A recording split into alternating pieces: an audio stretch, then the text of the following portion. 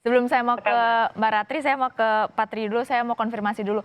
Patri, apakah betul bahwa orang yang sudah pernah kena COVID-19 bisa kena lagi? iya, jadi COVID-19 itu kalau menginfeksi seseorang, kemudian akan menimbulkan imunitas, tapi imunitasnya jangka pendek. Oke. Tergantung imunitas seseorang itu. Jadi bisa cuma 3 bulan, bisa 4 bulan, bisa 5 bulan, bisa 6 bulan. Begitu, bisa juga 9 bulan atau satu tahun. Jadi imunitasnya itu kemudian membuatnya berapa lama begitu. Oke. Jadi banyak kasus yang terjadi 4 bulan setelah terinfeksi lagi, tapi nggak cepat ya. Dalam Mhm. 1 bulan nggak akan pernah terjadi. Dengan adanya peluang itu, Mbak Ratri, apa yang Anda sendiri lakukan untuk bisa menjaga diri, mencegah agar tidak terkena lagi COVID-19? Ya, saya waktu sejak sembuh memang terus jadi lebih rajin jaga kesehatan dan daya tahan tubuh saya gitu. Jadi lebih rutin berolahraga, terus asupan makanan dan gizinya juga lebih berhati-hati. Begitu saya merasa misalnya ada badan saya ngerasa nggak enak, itu langsung menambahkan asupan vitamin untuk membantu ketahanan tubuh gitu aja, Mbak. Mhm. Mbak Ratri, kalau Anda sendiri bolehkah Anda ceritakan, dulu Anda kan terkena COVID-19 di awal-awal ya, di awal ada pandemi COVID-19 ini muncul di Maret 2020. Bagaimana ceritanya Iya. Anda akhirnya kemudian bisa tes swab mandiri? Sulitkah mencari tes swab di rumah sakit saat itu, dan kalau boleh tahu berapa harganya saat itu, Mbak Ratri? Waktu itu kita nggak kesulitan sih, Mbak, karena waktu itu kan dimulai dari adik dan ibu saya, dan karena adik saya menyampaikan ke dokter waktu itu kalau dia dan saya sempat berada di satu ruangan yang terkonfirmasi positif dengan COVID-19 di Malaysia. Kemudian dokter langsung mentransfer ibu dan adik saya ke rumah sakit rujukan COVID-19, yaitu RSP Sulianti Saroso. Ya. Jadi kita langsung dites swab di situ. Oh, berarti sudah terinformasi soal rumah sakit yang menjadi rujukan ya? Iya, heeh. Dan Tapi saat itu, dibantu oleh rumah sakit swasta, oke. di mana kita pertama menginap. Berarti saat itu Anda tes swab masih gratis begitu ya, Mbak? Iya, ya masih gratis dan masih ditanggung pemerintah. Tidak keluar biaya sama sekali? Iya, enggak. Karena kita sedang membahas tadi soal biaya tes swab yang menurut Patri sebagai epidemiolog sebenarnya ada kemungkinan untuk bisa menekan harga tes swab ini. Tapi Patri, permasalahannya ada informasi bahwa jika harga tes swabnya ini misalnya ada yang harganya di bawah 1 juta, bergantung merek, ada yang mengatakan akan beda hasil kalau berbeda merek. Sebenarnya seperti apa sih, Patri, Anda bisa gambarkan? Ya, jadi tes swab itu nanti pemeriksaannya pakai PCR begitu dan pakai regen begitu. Jadi regennya akan berbeda-beda. Harusnya kalau kita ukur sensitivitasnya dengan spesifisitasnya, maka PCR spesifisitasnya 100%, Oke. spesifisitasnya. Kemudian sensitivitasnya itu yang bervariasi, ada 97, 98, 99 begitu. Jadi hampir sempurna begitu. Jadi Nah, jadi tidak benar informasi yang kalau dikatakan harganya berbeda atau merek alat tesnya itu berbeda akan hasilnya berbeda? oh iya, tergantung pada saat dia beli alat dan beli regen begitu. Mmm, Kalau alat kesehatan itu maka dia investasinya harus dikembalikan. Kalau swasta begitu, maka kalau swasta pasti akan berbeda-beda.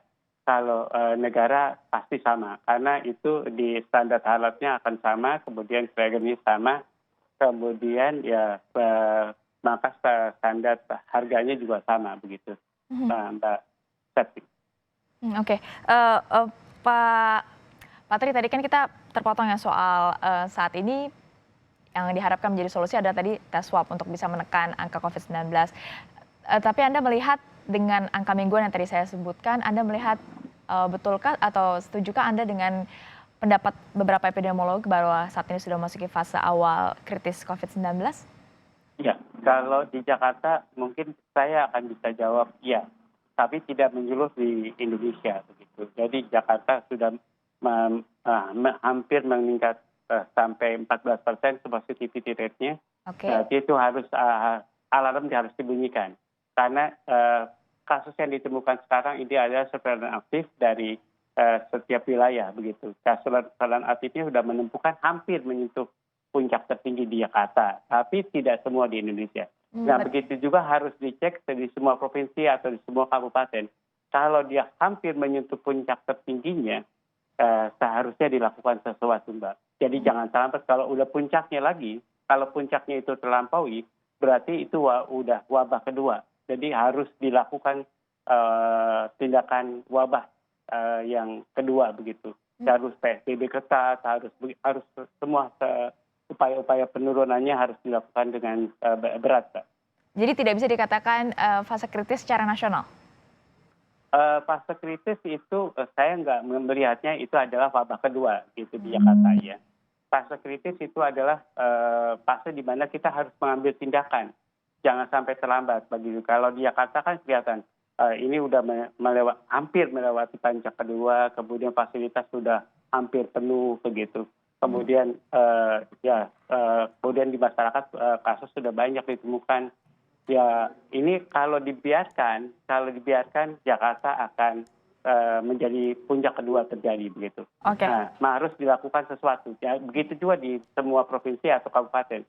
Kalau hampir puncak yang paling tinggi selama ini di wilayah itu terjadi, maka ya harus dilakukan sesuatu kalau hampir puncaknya itu terlampaui. Oke, Mbak Ratri, Anda adalah kasus 03. Tentunya pernah menjalani masa perawatan, kemudian juga pemulihan dan juga karantina. Bagaimana Anda melihat situasi kita saat ini dengan kasus harian lebih dari 3.000, kasus mingguan juga yang meningkat? Iya, sebenarnya agak prihatin, Mbak. Tapi mungkin Pak Tri bisa membenarkan kalau salah. Tapi sepengertian saya, kasusnya makin banyak juga karena tesnya makin banyak dilakukan. Jadi makin banyak yang teridentifikasi bandingin waktu awal-awal aku dan keluargaku sakit gitu. Tapi ya tetap ya kita sebagai masyarakat tuh masih harus menerapkan disiplin social distancing, physical distancing, dan personal hygiene yang ketat gitu. Mungkin di situ masih kurang galak sehingga kasusnya yang menyebar juga banyak sekali. Mbak Ratri juga menunjukkan kepedulian dengan menyumbangkan plasma darah ya. Mungkin bisa diceritakan, Mbak Ratri? Iya, waktu itu sekitar 2 atau 3 minggu setelah saya sembuh, terus diminta oleh RSPAD Gatot Subroto apakah bersedia untuk menyumbang plasma darah. Ya waktu itu aku pikir karena ini salah satu upaya dari tenaga medis untuk menangani COVID, ya terus saya setuju ingin membantu gitu. Gitu aja sih, Mbak. Jadi waktu itu sempat plasma darahnya diambil. Itu kalau tidak salah, kalau saya tidak salah itu bisa bukan hanya sekali ya, bisa kemudian beberapa minggu lagi untuk kemudian menyumbangkan plasma darah lagi ya, Mbak? Iya bisa, tapi waktu itu memang saya ingin menyumbang lagi, tapi kemudian sudah terlalu lama. Jadi kemungkinan antibodi saya sudah nggak ada juga gitu waktu itu. Jadi gagal untuk kedua kalinya. Mungkin bisa Anda ceritakan juga saat itu apakah ada efek sampingnya atau apa yang Anda rasakan sehingga mungkin ada pasien lain yang sudah sembuh yang juga mungkin tergerak untuk melakukannya? Oh, kalau waktu itu memang awal diminta agak takut karena saya nggak biasa menyumbangkan darah atau banyak berinteraksi dengan rumah sakit, jadi agak takut dan ragu. Tapi setelah dilakukan nggak ada efek samping sama sekali, dan terus sempat juga mengpost proses pengambilan plasma darah saya, dan kemudian itu nggak sengaja jadi viral lagi gitu. Jadi banyak orang yang melihat, kemudian jadi banyak orang yang sudah sembuh lalu menghubungi saya gitu. Sebaiknya gimana, saya pernah sakit COVID dan sekarang sudah sembuh, ingin menyumbangkan plasma darah. Jadi saya salurkan aja ke RSPAD Gatot Subroto waktu itu. Oke, Pak Tri, ini juga penting bagi pengetahuan masyarakat. Anda bisa sampaikan kepada kami penelitian terbaru dari virus corona ini, karena informasinya selama perjalanan 6 bulan ada pandemi COVID-19, virus corona ini juga mengalami mutasi beberapa kali, bahkan sampai dikatakan informasinya, Anda bisa koreksi kalau saya salah, informasinya virus corona ini sudah bermutasi sehingga lebih cepat menular, bahkan hingga 10 kali lebih cepat. Betulkah, Pak Tri? Ya, jadi mutasi virus corona ini dari serotypingnya dalam 6 bulan ini sudah ada 3 serotyping. A, B, dan C. Oke. Gitu. 1 bulan aja udah bermutasi atau dari Cina ke Asia, kemudian bermutasi lagi ke Amerika begitu dalam 2 bulan 3 bulan. Nah, yang berhubungan dengan sifat penularan itu genotypingnya sudah teridentifikasi gen yang mempengaruhi sifat penularan itu. Nah, kalau dibaca gennya, maka itu penularannya 10 kali lipat begitu. Kalau gennya, tapi belum tentu sifat virusnya itu begitu. Itu namanya kalau gennya itu adalah genotyping. Kemudian kalau sifat virusnya itu namanya phenotyping. Oke. Tapi biasanya nyambung begitu antara genotyping, phenotyping. Jadi kalau 10 kali lipat ya paling tidak 8 atau 9 kali lebih menular begitu. Oke. Berarti bisakah disebutkan bahwa virus ini lebih mudah menular ke manusia tapi belum tentu dari manusia ke manusia? Oh, virus ini memang yang diteliti itu adalah genotyping atau virus yang dari manusia dan menular ke manusia. 10 kali lipat itu adalah menular dari manusia ke manusia. Oke. Kira-kira begitu.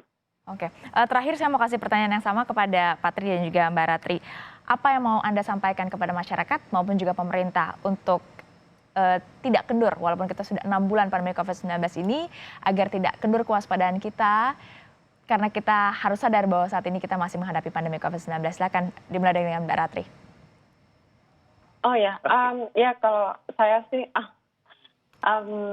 tadi ya Mbak yang saya sudah sampaikan gitu, harus tetap mawas diri dan jaga diri, jaga kesehatan. Kalau misalnya kita jaga diri itu kita juga melindungi orang-orang terdekat kita, keluarga kita, dan juga mungkin di Indonesia kan banyak juga berita tentang hoax dan apakah COVID ini betul atau enggak, yaitu masing-masing bisa percaya. Tapi saya sih pengen menghimbau ini COVID-19 ini beneran ada gitu, dan sebaiknya kita benar-benar jaga diri dan betul-betul cari informasi yang akurat untuk masing-masing kita gitu. Dan melaksanakan personal hygiene yang ketat. Pak Tri, silakan. Oke, kalau dari saya pertama sabar karena penyakit ini COVID-19 akan bisa ditanggulangi dengan dengan vaksin begitu. Dengan vaksin ya tahun 2021. Jadi akhir tahun kita punya 260 dosis begitu, artinya semua penduduk Indonesia akan dapat vaksinnya. Nah, yang kedua adalah disiplin menggunakan protokol kesehatan begitu. Jadi kalau orang Jepang, orang Korea itu bisa disiplin dan bisa menurunkan kasus COVID itu dengan disiplin. Mereka sama dengan kita melakukan social distancing dan tidak lockdown. Kemudian Singapura juga bisa, kemudian Malaysia bisa, tapi Malaysia dengan lockdown. Jadi Malaysia aja lockdownnya 3 bulan dan dia berhasil dengan disiplin masyarakatnya. Jadi saya minta marilah kita disiplin begitu. Jangan karena kita tidak disiplin kita mengorbankan keluarga, mengorbankan tetangga, mengorbankan semua masyarakat Indonesia. Jadi begitu kita tidak disiplin, maka yang akan timbul adalah peningkatan penularan COVID-19. Lagi-lagi. Karena itu disiplinlah. Oke. Lagi-lagi kedisiplinan soal protokol kesehatan yang menjadi penting.